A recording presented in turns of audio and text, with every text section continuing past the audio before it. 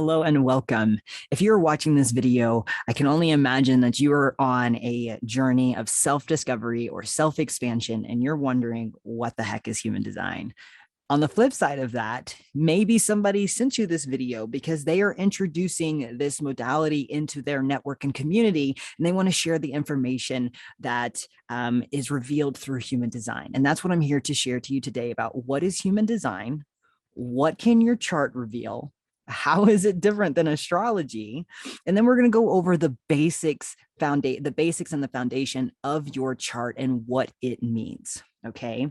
So first things first is, what is human design? And it is a modality that's used to bring you back to a center of self by expanding your self-awareness on an energetic level. What human design can do is it brings you back and makes you look inward. I get a question a lot like, how does this relate to religion and things like that?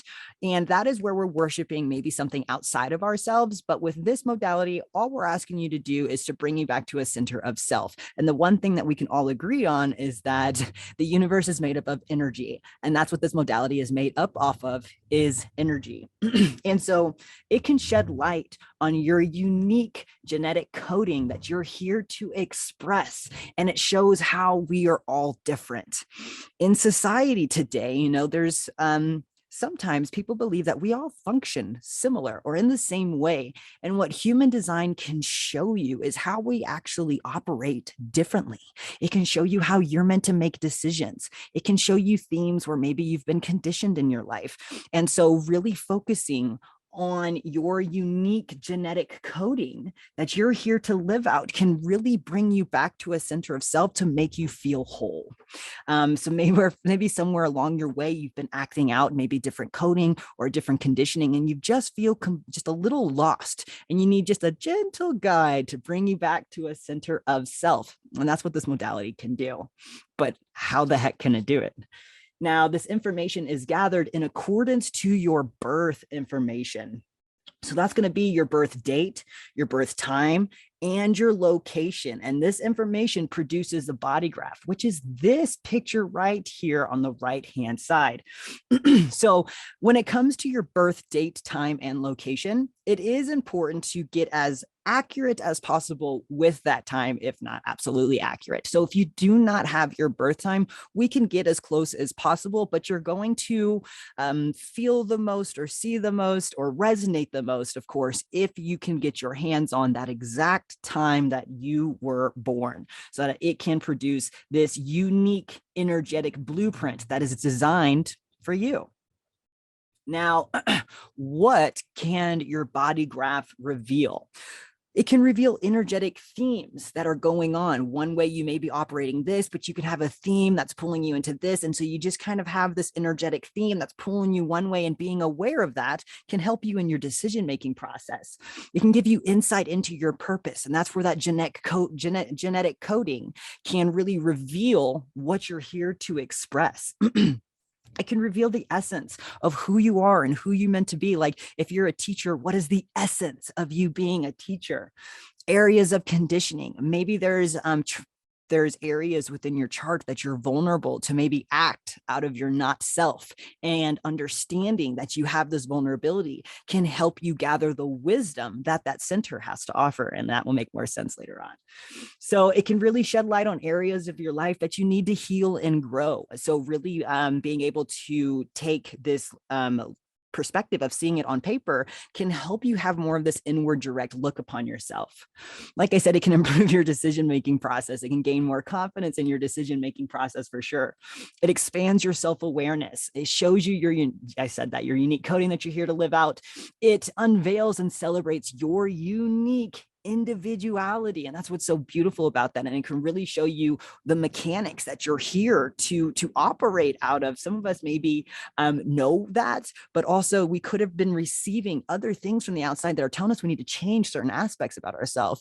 But human design can really validate maybe things that we don't need to change, but maybe we just need to shift that energy so that we can express it in its highest expression. Okay. And it really can show you the core of your being, what makes you tick and what makes you function.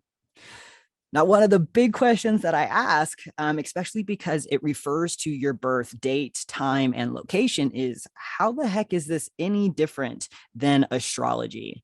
And the reason why, or the reason how it's different than astrology, is the fact that human design is broken up into 64 compartments. But before we dive into that, let's talk about where human design actually comes from, because it's created not only from Western astrology, it's created by 3 other modalities as well. And it's a combination of ancient wisdom traditions of astrology, the Kabbalah tree of life, the chakra system, and the I Ching, but it also combines the modern science of biochemistry, genetics, and theoretic and quantum physics. All of that combination is combined in this beautiful modality, which does make it a very complex modality. Now, in astrology, the sky is divided into 12 compartments, the signs of the zodiac, which when we look at this quantum mandala wheel, you can see the 12 astrological signs on the outside. Now, if you're wondering about what these 4 big ones are, these are part of that incarnation cross. And when we look even further on the inside in human design, rather than just with astrology being separated by the degrees, these little ticks, the degrees, and also the 12 signs, it's divided into 64 compartments. And that's where you see these I Chings or hexagrams, excuse me, along the wheel. And then when we look even closer, you see this hexagram, you can see that it actually has 6 lines that it also operates in as well. So if you look here, this gate, this would be gate 13 that sits in Aquarius, and it's actually in the second line. It's either the second line or the 5th line. I would have to double check on that. So don't quote me on that, but you can see how really in depth and specific and detailed that it can get. And the 64 hexagrams that you see going along this wheel are directly connected to the codons of the human genetic code. And it's connected to the hexagrams of the I Ching, which is a tool used by the Chinese to better understand human nature. So it combines all of those modalities together to create this energetic blueprint that you see in the middle. So it's just a little deeper diver, more expansion of astrology, if you want to think of it of that manner. And so the question is a lot of the time, like, how is this possible? Like, how is this system have proof to it? And that is from the discovery of neutrinos. Now, neutrinos are, well, to describe what they are minute particles that travel near the speed of light, passing through everything. Okay. Now, neutrinos actually were not discovered until the late 90s. So Ra discovered this in 1987, and it wasn't until the 90s that neutrinos actually were discovered to have mass. So what happened was neutrinos were discovered when they weren't in motion, they actually I don't think they weighed anything. So they didn't think that it had any mass. So therefore it didn't carry any information. Think of it as like an electron and a proton. Those carry information as well. But with the neutrino, they exchange information with everything they pass through, including us. And so because of this discovery in the 1990s, it became this modality had more of a validity to it, because what is said to believe is that the moment that we are born, we are imprinted with the neutrinos that are going through the universe atmosphere at the time of birth. And that is where we receive our coding. And so that's where it creates that body graph. And then what's said is that there's also another set of imprint that happens when we look at the body graph. And there's a conscious imprint and there's an unconscious imprint, where that creates your design side and that creates your personality side. And so when we look at the body graph and we're speaking about the imprinting of neutrinos, that's where we get these gates on your design side and the gates on your personality side. Now, when we speak about the imprinting of neutrinos, this imprint, like I said, happens the moment at birth. wherever the planetary system is, the neutrinos is coming off of the stars, and it has that information that's being passed down to us depending on where that planet was the moment that you were born. Now, these red ones, these unconscious gates, these are actually imprinted on us 88 days before you are born. I believe that Ra said, right here, I have it down. The imprinted 3 months prior to birth is your unconscious energy.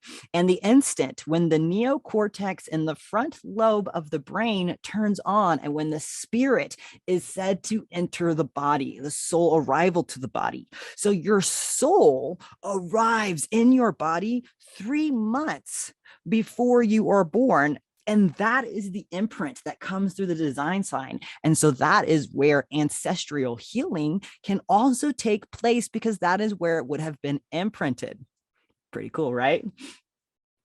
And so the gates, these are your unique expressions that you're here to live out. But what the heck's going on in the middle? What is the rest of this?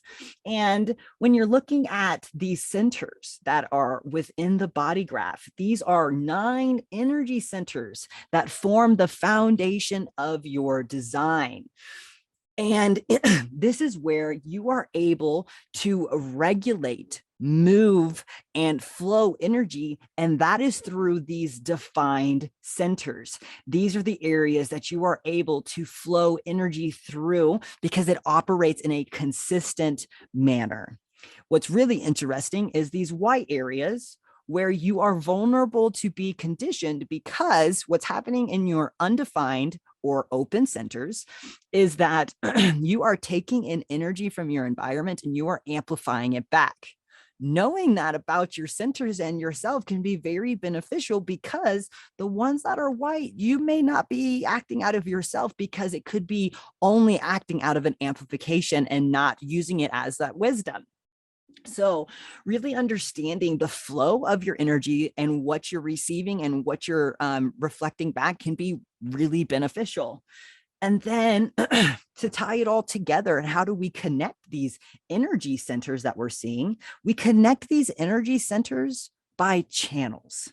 And channels connect the energy centers together to help with the flow of energy. And each channel has 2 gates on each end, giving the energy centers a unique flavor. So for example, this channel 1858, I believe it's called the channel of judgment off the top of my head. And so this gate 18 is the connects, or this is your spleen. The spleen is connecting to that root.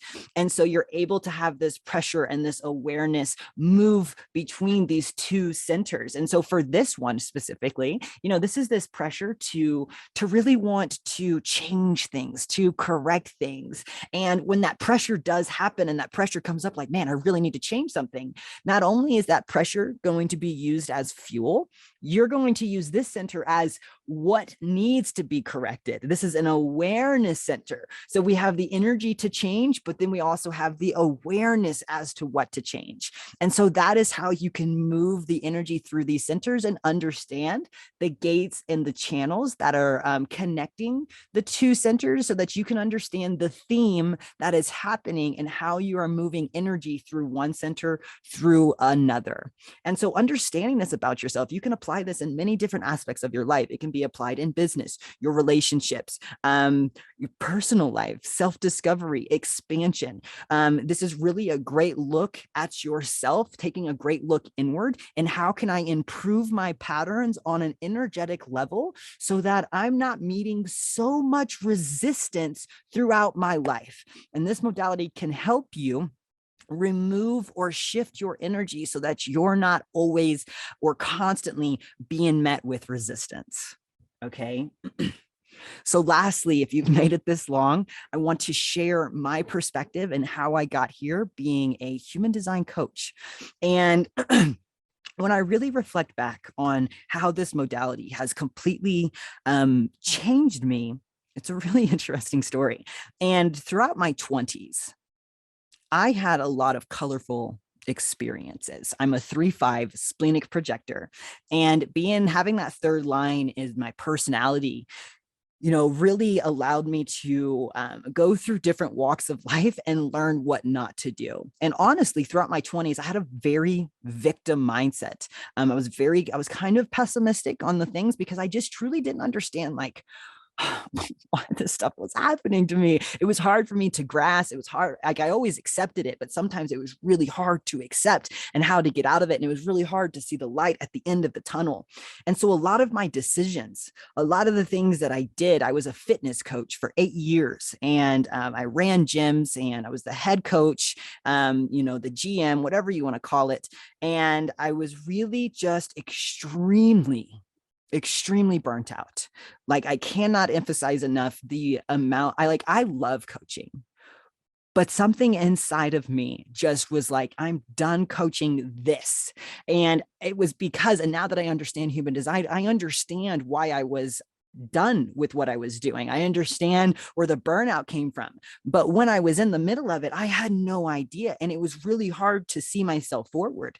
And it was hard for me to kind of break up with myself. I had a whole identity of fitness, competing, being that role model within that community. And I just didn't want that anymore. And it took me a while to break up with myself. But human design, when I discovered it, was a really interesting time in my life, because at this time I had separated myself from that lifestyle completely. Like I had job offers that were like, you can come work at this gym, you can come work at this gym. And I was just like, no, I don't know what it is, but something inside of me was like, this isn't my path anymore. And that's when I really started listening to myself. And it's interesting. It was like the minute I actually started listening to myself, that's when human design found me, because I believe that if I would have kept just going down the same pattern that wasn't really myself, would I have ever really, or would this have modality found me at the time that it did? Because everything finds us in divine timing. And my biggest shift as a projector is that I realized that a lot of my energy, a lot of the things that I was exerting was because I really wanted to prove myself in many situations. I wanted to have this reputation, and all of it was coming from a place of ego, extreme ego. It was coming from this place of really wanting to prove that I was a strong female, not only from my looks, but also on the inside. And that was just, like I said, one of the biggest ego things that I could have possibly thought. And I also was just constantly like, yes, I'll do this. Yes, I'll do that. And I was putting myself in situations where I had to keep showing up and just proving. And as a projector, that's not part of my strategy, and also part of my chart. That's an energetic theme where if I continue down where I'm just constantly proving but never receiving any type of recognition, I'm going to be bitter.